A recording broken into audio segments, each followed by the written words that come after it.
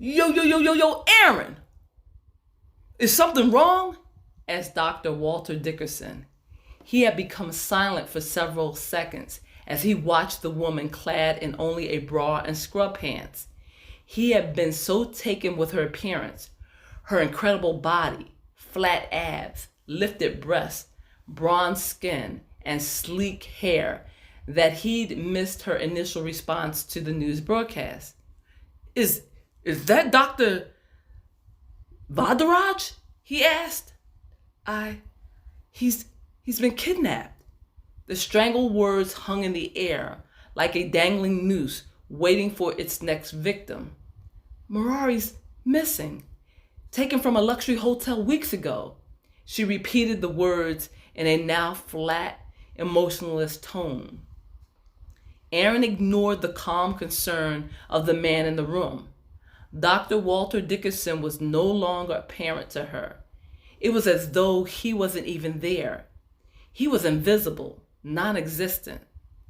Her senses were slowing down while her mind raced. He'd been taken captive? By whom?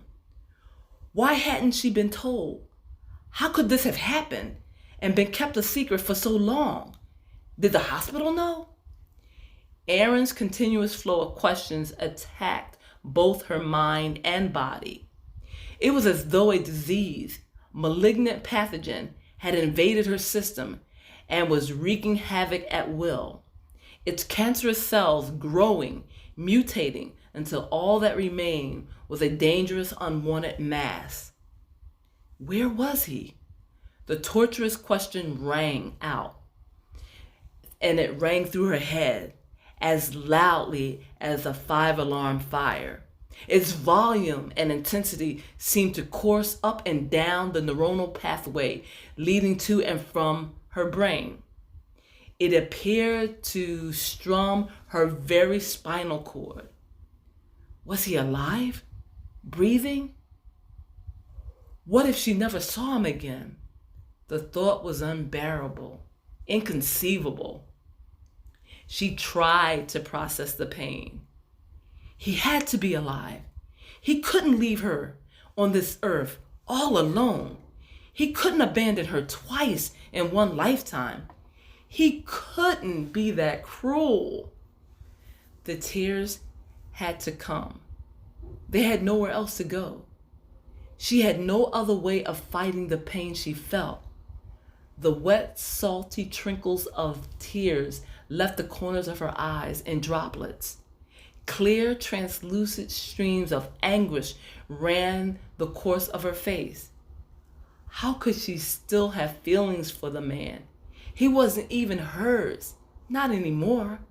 Not since he'd chosen another woman to be his wife. Why did she still care so much? The tugging of the telephone cord prevented Aaron from moving even closer to the television. Its resistance caused her to stare blankly at the phone receiver in her hand. The stark black color of the telephone brought the surgeon back to the reality of her situation. She was still on duty. She was still a doctor who needed to help the surviving victims of the elevated train derailment. She still needed to talk with the doctor she had been ignoring for the past several minutes. With eyes focused on the television, Aaron raised the receiver to her ear and spoke. I'm sorry, Dr. Coleman. What were you saying? She asked in a shaken voice. I didn't hear you. Aaron listened as the head of the emergency room department repeated himself. She paid attention to his words as her eyes followed the news coverage across the room. She heard Dr. Coleman inform her that she should go home, get rest, that she had proven herself tonight in this crisis.